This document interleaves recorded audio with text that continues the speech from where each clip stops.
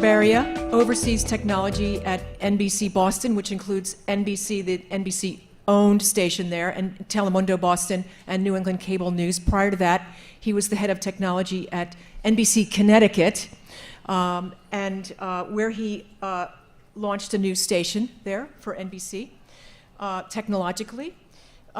He has supported the coverage of some very big stories in his career, including Hurricane Irene, Hurricane Sandy, and the tragedy at Sandy Hook Elementary School in Newtown, Connecticut. And NBC Connecticut, when he was there, got a Peabody Award for coverage of Sandy Hook. Before that, Keith spent 10 years in New York with NBC's Today Show and was part of the leadership team that took that show to high-definition TV.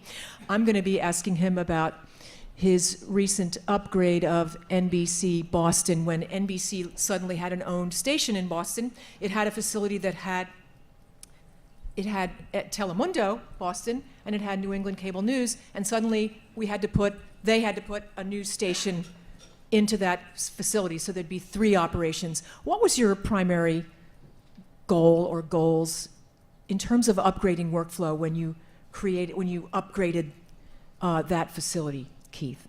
Well, it was a change in workflow wholesale for the station. New England Cable News and Telemundo Boston were using older technology and needed a full upgrade anyway, and then the add of an NBC-owned station there kind of raised that urgency, and I have some colleagues in the crowd that helped with this, but it was a wholesale change from our newsroom system to our control room automation. Really, every tool and resource that the station used was changed in a 10-month period in 2016. Everything. Soup to nuts. No, all new equipment. Other than Production. field gear, anything in-house was basically upgraded. Yeah. Okay, and so was there a goal, was there a workflow goal? What were you trying to do with that new stuff? Yeah, I think when you look at a triopoly, just the sheer amount of content that's going to be created by a newsroom for 3 independent stations in one building was a goal we had to kind of focus on. And how would we manage that content? How would we give the producers the ability to see it, to make editorial choices, to edit, to get it turned around and played to air correctly, and then also archiving and making the content accessible to not just the newsroom, but to everyone at the station. Okay. One thing that you accomplished was greater accessibility to the content for everybody working on it. How did you do that? So we heard from Dalet earlier today, and that was the solution we chose for NBC Boston, NECN, and Telemundo Boston. Dalet is an all-in solution. The workspace you have in front of you is fully customizable, so if you're in the newsroom, or you're an editor, or you're in creative services and promotions, you can access Dalet but create the workspace you need and the tools you need with the extensions to all the different pieces that work with Dalet. So I think that was key. The content comes in and it's instantly available to all those different departments. As a producer, before Dalet, you'd have to physically get up and go someplace to see your video. That time crunch alone reduces the amount of content you can get on the air. And in today's newsroom, you need to get a lot of content on fast and a lot of different platforms. So just the ability to see your video at your desktop, to approve it, to edit it yourself, to drop in new voiceovers, new shots on a piece that already aired to refresh what's going to be in your show. I think that in itself was an enormous upgrade for the newsroom and the content on the air.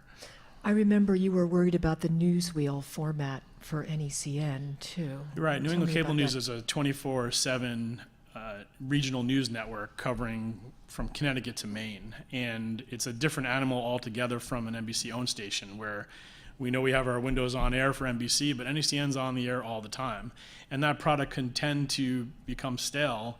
And before we went to Dalet, we had to update it in chunks, and it was kind of clunky and hard to do, both content-wise and resource-wise, staffing full control rooms to do it. Dalet has a wheel product, which is basically a master control almost playback system that allows you to slice up your content and update pieces at a time and slide those pieces in.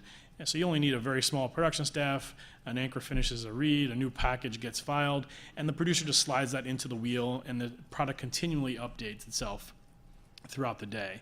And that was another key goal for the upgrade, to give NECN that flexibility to keep their product fresh throughout the entire day. Okay. How did producers get more capabilities from your new facility? Well, I think I covered a lot of it. Just the visibility of the content, but the communication, the way it connects, not just the producers in-house, but producers to the assignment desk, to the edit room, to our ingest area. Dalet is a management system, not just for content, but for communications as well. So that communication piece really upgraded the functions for all departments, I think. Okay. And I've got several more questions for Keith, but if anybody has any questions, just raise your hand. How did the news team's access to the new newsroom technology and tools allow them to navigate the challenge of converting content for on-air TV versus digital? And we've heard a lot about this already today as well, where I think newsrooms of old had a digital team that kind of did their thing, and the newsroom focused on their linear product. But our newsrooms now are combined, and we treat our digital products as another on-air stream. We have our 3 channels, and we have our digital channel. And everything we do in the field, news content-wise, we have to consider how that works for digital. Sure, they do their own production and their own video, but a lot of the stuff they use or put on the air or on their product is taken from the news content that's developed throughout the day. So putting everyone on one platform allowed us to share that content easily across the groups, beneficial on both sides, where instead of just taking a package that aired on NBC and just throwing it on the website for playback, digital now has access to that raw content at their desktop, can edit that for themselves and create that user experience you're looking for as a digital audience member, 15 seconds, or maybe you want a much longer form piece that would never play on the 6 o'clock news. The digital team can now do that for themselves on their digital platforms and apps. So they have access to the content as soon as TV does. Yeah, absolutely, and sometimes first, where content's coming in and we're waiting for the 5 o'clock news. Digital has that content right there, and they're able to get it on the web immediately. And we break stories on social. We break stories on the web first these days. It was when they were talking this morning about integrating digital, I kept wondering, does the video ever come into the web CMS first and then go to the other platforms, or does it still come in the old-fashioned way? I think it's split. I think when you look at user-generated content, stuff you're getting from social media or from specific viewers sending in a clip or a video, they may send it directly into the digital team. At the same time, a lot of the content is coming in through Dalet, and so it's a mix right now for sure. Okay. How did your newsroom improvements change workflow for NECN, Telemundo Boston, and NBC Boston? Well, it's one operation. I think that's, you see it as 3 stations, it's 3 different channels on the air, but when you're in the facility, it's one operation where any producer can cross over to any platform and work. There's really very little one-offs. There's a few for NECN just because of the type of channel that it is. But really, as a producer or a news manager, you're able to support any of the 3 stations or work on any of the 3 stations.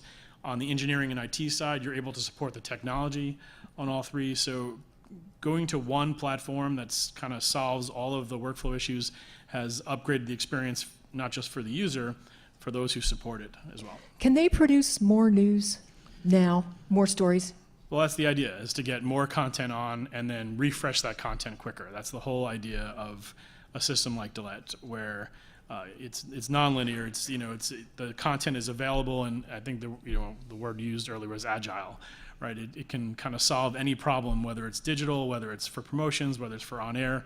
Absolutely, we get more content on, we get fresher content on, and we're just more flexible on the air. Has anybody measured how much more content? Because I know that's a concern, is producing more content. Have you been able to measure how much, like 3 more stories a day, 1 more story a day? No, I don't think, I haven't done that.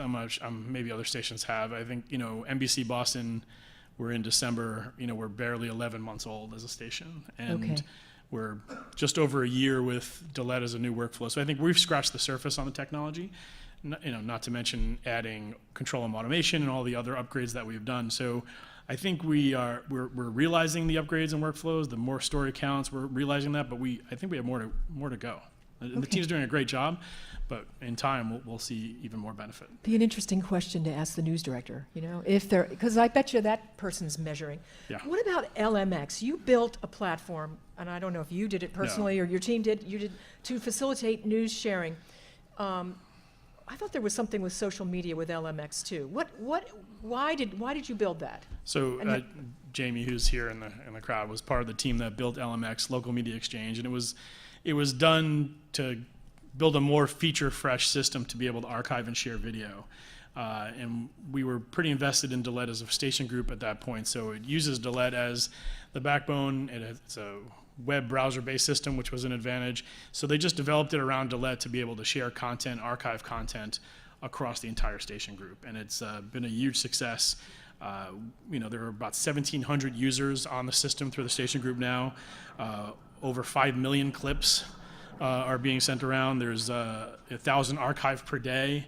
So the system is used to a great deal, and the ability to share content. You used to have to call an assignment desk. Can I have your package? Can you put it up on the fiber for me? Can you stick it up on the satellite? You don't have to do that now. You just go into LMX, you look at that station's archive, and you just grab that package and use it if the station is marked it as shareable. And it's in the cloud, this thing. Right, well, yes, exactly. And then the hard video is saved in 2 different locations, so it's fully redundant and protected as well. And you decided to use that rather than use an off-the-shelf one from a manufacturer. Right, we just wanted more features, more customizable, and it's being managed locally by Jamie and others at the station group. So the features that you couldn't get from the off-the-shelf ones, just what would be one or two? I'm just curious.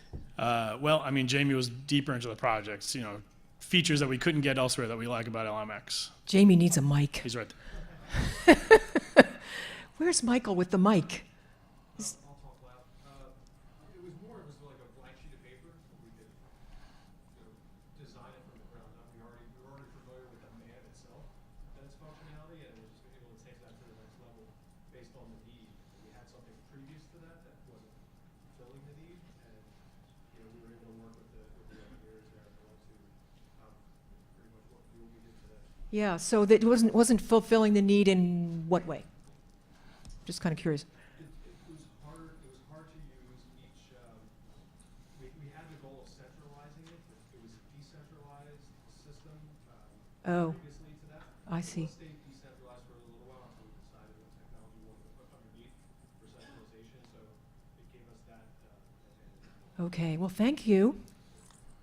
I'm out of questions. Does anybody have any questions for Keith about New England? Oh, Andy Bocking from the BBC. Just wondering, you sound like you're a bit of a news station there, but I'm not familiar with the American market. In terms of culture and hearts and minds putting these new systems in, can often be a bit of a step for the team. What do you do to get around some of that? Yeah, the people change management part was maybe as tough of a challenge last year as the technology piece, especially the leap in technology that we made at this facility. I think inclusion is the first step to success. Instead of applying a system on a group of people, bringing them in from the beginning, early orientation training, we called it training, it was really a discussion to say, here's what the system is, even though it was decided that we were going to do it. Bringing them in from the beginning to let them have a say or raise their hand, ask questions early, kind of remove the fear out of it all, I think was the first important step. And we did that on the Dalet side and the control and automation side. And then a big investment in training. It took months of training for Dalet. It started with super user training, where we found a small group of users that would be the local experts on the system and gave them some early and detailed training. So once the system was in place, we had support internally. And then there were modules of training based on your function at the station, and those modules varied based on what your function was. It could be 2 or 3 days, it could be a week long, and then we put the system in play. And once that happens, we had Dalet on with us. They were in-house as in a coaching role, being there in the newsroom to support the users, trying to remove that early frustration that inevitably comes with a new system that you launch. All this plan was in place to keep the buy-in we had early, to make sure the staff felt comfortable with the technology, that we didn't lose them at any point. And there's always stress in a big launch like that, and then we had some tough times. But because of that early investment and detailed training, I think we kept them with us and we were successful. We're out of time. Oh, Tom, quick. Quick question. Unless it's known as a very traditional market, was there any technical innovation you used as a closed news station, as applying fresh set of eyes to the I think it was utilizing the best practices we had in place in our other markets to make the investment apparent in Boston. We wanted to be, first, we wanted to make the commitment right out of the gate on the things that were important to our viewers, which was breaking news, getting it right, and weather. Those are the three things that we know were important to our viewers right away. And that investment came in upgrading our field technology, a new weather chaser. We have our NBC Storm Ranger, which is a mobile X-band radar on a truck in the market. So we made a big investment in weather, upgrading our fleet, increasing our field staff. And when there's breaking news in the market, we descend upon that breaking news. We cover it soup to nuts to just, like you said, in that first year, to say to the Boston market, we're an upgrade from the NBC that was there before. We made that investment. We want you to feel that from day one. Thank you very much, Keith Barbaria, Vice President of Technology and Operations for NBC Boston. Keith has been put in charge of building the brand new NBC Boston, which will be housing NBC Boston and Telemundo Boston, NECN, and a cable network, a local regional sports network. So we hope once you're done, I know I can't ask you anything about it now, that you'll come back. Sure. All right. Thank you very much, Thanks. Keith Barbaria.